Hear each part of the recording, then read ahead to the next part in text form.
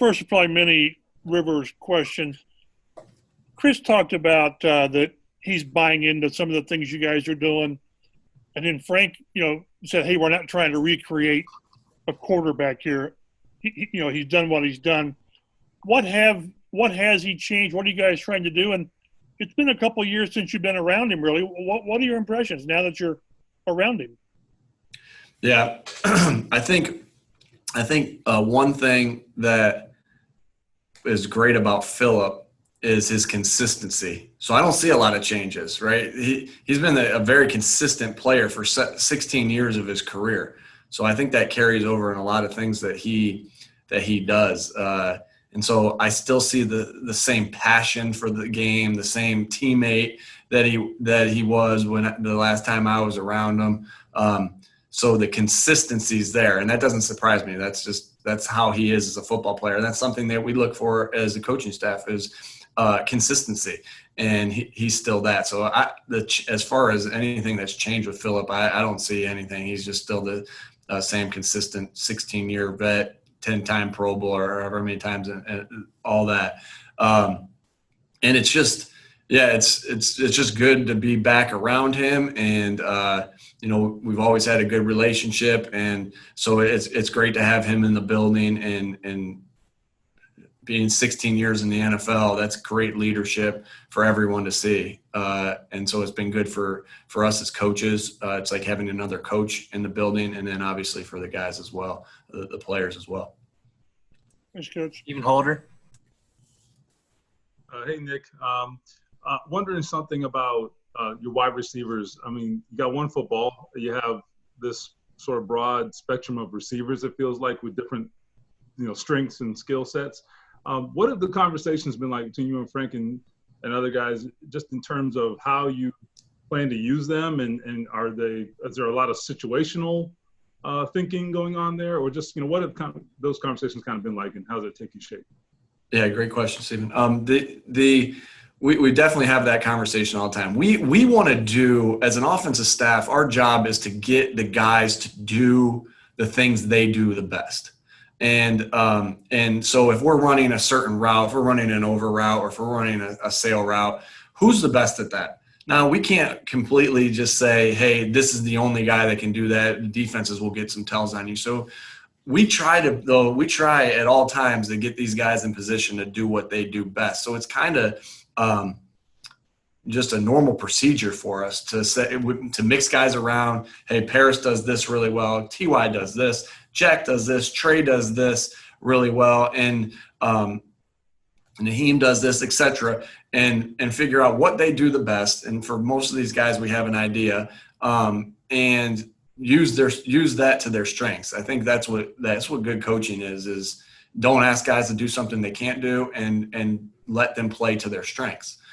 So, I think that's just kind of procedure for us as that's been. Now, as far as, and that's as a coaching, on the coaching side of it, as far as the player side of it goes, these guys, I think we have, they understand, they see a lot of talent. All these guys see a lot of talent around them, and they see the different strengths and weaknesses of the guys around them, and they know how we operate, and that we want to spread the ball around. We don't want to make us predictable or anything like that. And we have the right type of guys that nobody is saying, I got to get my touches. I got to do this. I got to do that. It's what's best for the team collectively. And because I believe that the guys we have in the tight end room and the running back room and the receiver room genuinely care about each other, genuinely care about the success of this team and what's best for this team. And so when you get guys like that, all in and all aboard to the greater good of the team, that's pretty special. We all know we're going to try to get T.Y. Hilton the football. He's a great player, and he's been a great player for a long time.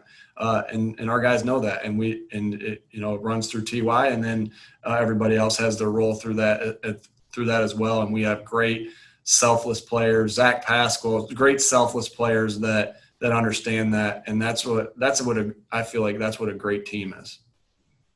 Mike Wells. Hey, what's going on, Nick? And I say this jokingly, so nobody's going in to kick Frank's door in this year, so they want the ball.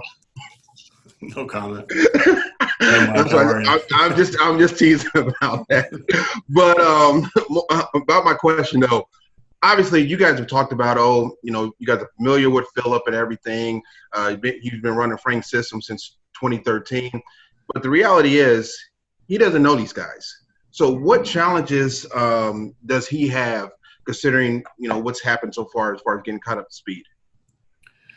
Yeah, I think the reps are going to be huge. He's been throwing with the guys on the side, obviously, and just that is you're 100% right. You can know a play, you can know Phillip. There's not much, if anything, that Phillip hasn't seen. So let's talk about a certain route concept, like a route concept we run, right? So let's just say we're talking about a play. Phillip's seen it. There's not a lot that he hasn't seen. Like he's seen that route concept happen versus every different look that a defense can give him. He really has. I mean, that's why he just keeps getting better because he just has so many reps built up, and which is that's a great thing. But you're 100% right, Mike. He's got to learn these guys, and they've been throwing with each other, and that's just going to be reps through this preseason. Hey, we're in a unique situation, as we well know. He's been throwing with them, and he's just got to continue to build up reps here. I think one thing that's probably comforting for Phillip is, even though it's T.Y. Hilton and not Keenan Allen, and even though it's Zach Pascal and not Mike Williams, right? The way the route is being taught. Now, everybody has their own flavor in the route of how they run their routes, but the way the routes are being taught, we're very particular on this, are all similar, right? The way they break down, there's not a lot of guesswork. Like the way they break down in an in is the way they broke down in an in at the Chargers. It's just the way that's just the way that we teach. So I think that will help, but there's no doubt he's just got to get the reps with Pittman. He's got to get the reps with Pascal, T.Y., Paris, etc. And that's what this next month plus is for, is to get those reps and go from there. Zach Kiefer. Hey, Nick. How's it going, man? Hey, Zach. On the Phillip Rivers train, Chris mentioned something the other day that I thought was interesting. He said, there's a couple of things with nutrition and workout-wise that has been different for him, and he's had to get used to. And I know that's not your area, but I'm wondering on the football side, what are the different things that he needs to get used to with your guys' system? And I know there's so much carryover from what you and Frank did in San Diego, but maybe are there different things that make him uncomfortable that might make him better? Just, you do something 16 years one way and maybe you do something different to start. Are there any examples you've learned so far that will be things he's done for the first time maybe? Well, there's definitely good question, Zach. And there's definitely some things that we do here with the Colts that we know he didn't do with the Chargers. Frank picked up and did when he was with Philadelphia. So there's definitely things that we do that he's just going to need reps at. He's studied the film and looked at the film of some of these things. I'm not going to say what they are, Zach, just out of just for the intent of our offense. But that he's just got to get the reps at. He's got to get some, the reps that he lost at OTAs that he's just got to get used to doing. Just a couple. It's not a lot, but it's just maybe a handful of things that we do either do more here than we did when we were in San Diego together, or that's just brand new. That again, that he'll have to adapt to and become good at those. Knowing Phillip though. He's been doing that. I know he's been doing those, but knowing him, he's not a guy that takes a long time to adapt or learn. That's one thing that makes him great, right? He just, he sees it so well, and doing as far as and doing those things and getting the reps and. Will he have all the built up reps that he had on some of the other things he's been running for 16 years? No, but he learned so fast. As far as technique goes, obviously the way we teach the quarterback their fundamentals and technique, everything I learned, fundamentals, technique, was really so much of it, mostly everything that I learned was from Frank. And Frank's such a good, good with fundamentals and technique at the quarterback position. One of the things we liked about Marcus when we hired him is that he thought very similar to Frank and myself as far as fundamentals. So the fundamentals of what we're asking Philip to do, that's all for the most part going to be carryover. Andrew Walker. Hey, Coach. Jumping off the Philip Rivers train for just a minute, where do you think you are with the depth along the offensive line heading into camp? Because I think in the interior with Patterson, Eldrin Camp, Pinter, guys like that, it's pretty clear. But what do you see as your depth at tackle, maybe with Joe Haig not in the mix anymore? Yeah. Hey, Andrew, good question. We're going to have – that's going to be battled out and during the camp. We have good candidates there that we feel strong about. But I agree with you, the interior is pretty – we feel really good about those guys, and then we just need to battle it out there in training camp for the depth at tackle, which is really that's where you really find out. Did we miss the OTA reps? Yes, we did, but you really find out more about the offensive line when the pads come on. And so we're excited that we're not losing any of that time. Because we really need to figure out, between, with LaRaven and some of the other guys of who's going to be that swing tackle. Obviously that's a very important position for us, that we have that swing tackle ready to go, ready to step in there if Braden or Anthony can't go. Joel Erickson. Hey, Nick. Frank mentioned the other day that how important Trey Burton is going to be to what you guys do this year. Obviously, he's not the same player as Ebron. What do you see out of Burton's tape, and what does he bring to the offense? Yeah, good question, Joel. Trey's a phenomenal route runner. Where I really got to see, obviously when we signed Trey this year, I was able to watch a lot of his tape. But I don't know if I could have watched any more tape on Trey Burton than I did in 2018 when we first got here. Obviously we watched a lot, when before we played a game and when we were installing our new offense to the Colts, there was a lot of Philadelphia tape to watch. And gosh, you got to see so much Trey Burton at that time, and he's a stud. And so it's really exciting to have him. He really poses matchup problems. He's a great route runner. He's got great hands, athletic, really poses mismatches that we really, as you guys know, like to use at the tight end position. It's hard to say we're going to put a safety on this guy as a defensive coordinator. It's even harder for them to say we're going to put a linebacker on Trey. And so really excited to have him, knowing how much he can create mismatches and how good of a route runner he is and how good of a playmaker he is. It's just, you can't have enough playmakers, and Trey is definitely a playmaker, and he's going to really let a lot of things are going to flow, be really good in this offense because of Trey Burton. Phil B. Hey, Coach. Thank you for your time. I'm just checking out Twitter here before you came on, and there's a Colts video tweet of Michael Pittman Jr. running this little double move out cut and everything. I'm wondering your first impressions seeing him doing his thing, and maybe any other impressions that you've made from seeing Jonathan Taylor or Desmond working out the rookies. Yeah.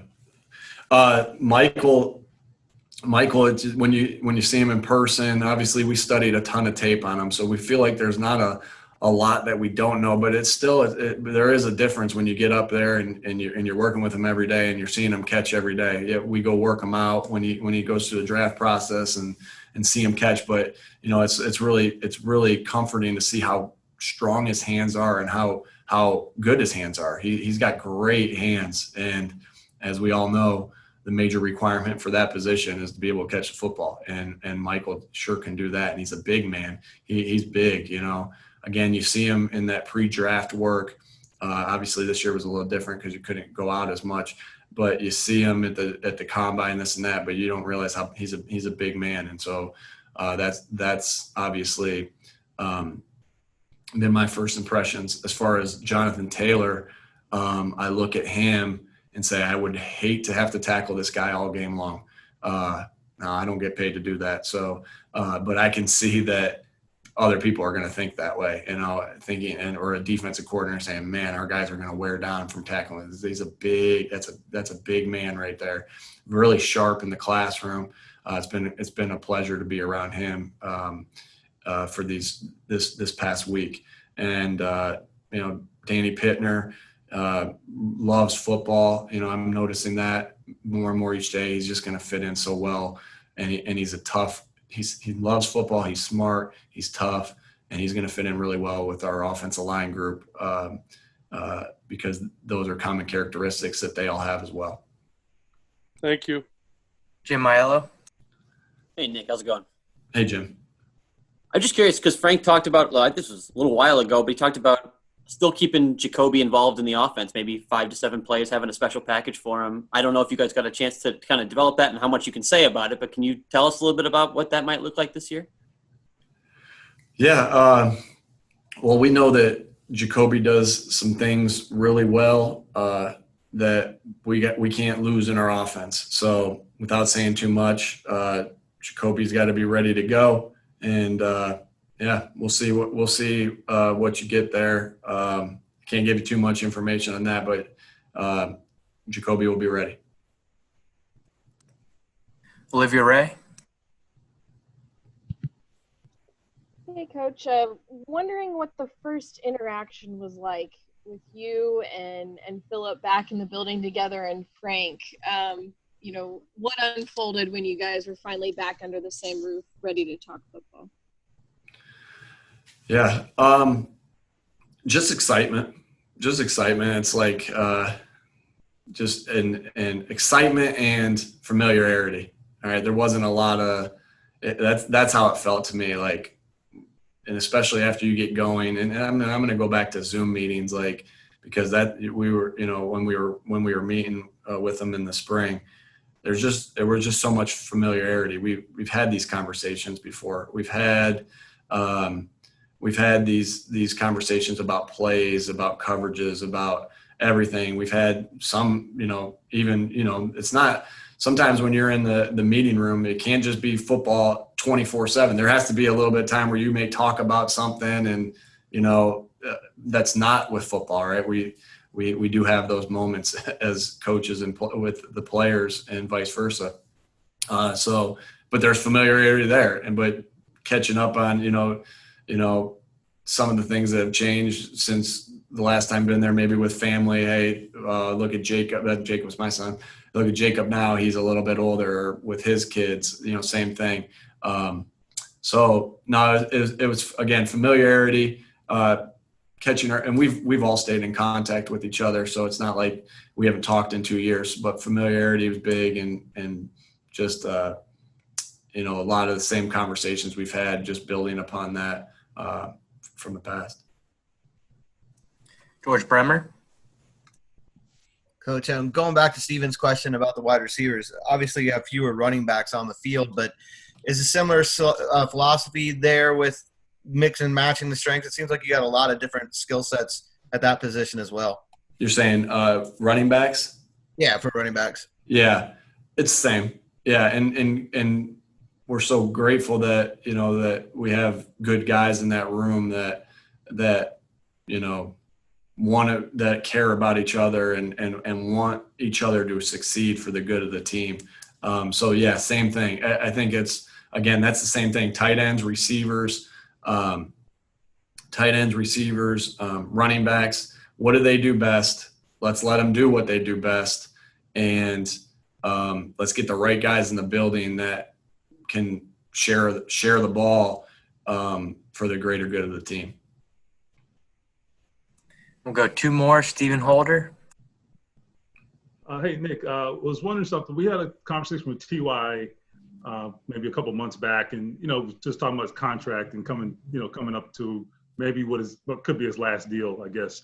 And And it kind of got me thinking, just like how quickly in this league you blink your eye and you're 30 years old, and I wonder, you've been with him now a couple of years and you saw him from afar. Maybe what have you learned about Ty, the man, the player, just in terms of appreciating what he is, with the front row seat for the last 2 years? If that makes sense. Good question, Stephen. He, I think when you as a former wide receiver coach, former wide receiver, one thing that sometimes sticks in my mind is hey, guys that are really fast, sometimes they don't catch the ball sometimes they don't catch the ball really well. That's not the case here. He has the best hands on the team. There's no doubt in my mind. So that stuck out right immediately, and it just keeps proving itself over and over and over again. Sometimes guys that are fast like that might not always be the toughest guys. Not the case. We look back at 2018 and see he's one of the toughest guys on this football team. No doubt. He is one of the toughest guys on this football team. And so that's really looking at, thinking back to 2018 when he played through all his injuries and really carried us, right? I mean, we don't win 9 out of 10 in 2018 without him doing what he did.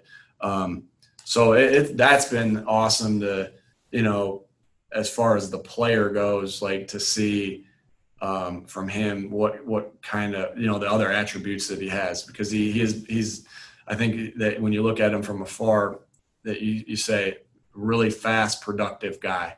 Well, there's just so many other attributes in there for him. And then just getting to know the competitor. I love that. I love seeing TY every day. Coming into the meeting, seeing TY every day, that makes my day, because he's smiling. He's having a good time. He loves football, and he's a competitive dude. I mean, that's fun to be around for me, to see how badly he wants to win, how badly he wants the football, because he knows when he has the football, good things are happening. So, those are things that, being around TY for the past 2 years have been great, again, as a football player and as a person. Last question, Andrew Walker. Hey, so I'm not saying any one position is more difficult than another, but I'm just looking at everything an NFL running back is asked to do, and the task ahead of Jonathan Taylor here the next month or so to get caught kind of up to speed on the field. There's pass protection, involvement in the pass game, and all that aside from running the ball. So how would you characterize how important this next month is to a guy like Jonathan Taylor particularly?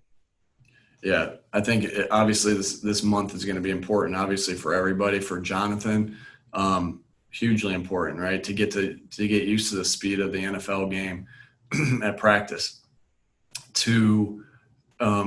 for everything we're asking him to do protection-wise, catching the ball-wise, running routes, the different reads that he might have as far as running the ball on run plays. So there is a big adjustment that he has to make. We know that he has the talent. We drafted him because of how talented he was at Wisconsin. Now he's got to go out and prove it.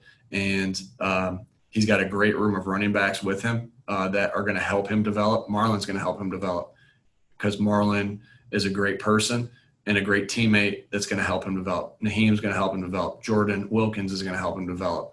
All right. All those guys are going to help him develop. And then he's got a great running back coach. Coach Rathman is the best running back coach in the NFL. There's no doubt in my mind. And so he's got the best coaching him to help him get everything he needs to be out of himself, from a great coach and a guy who's done it as well. So, obviously there's a lot to learn. He's going to be protecting Philip, so that's not only to learn for himself, but also for his teammates and the type of person that I've starting to see that Jonathan is through the draft process, and then through this last week in person and through the off-season program that got to interact with him. He's all in.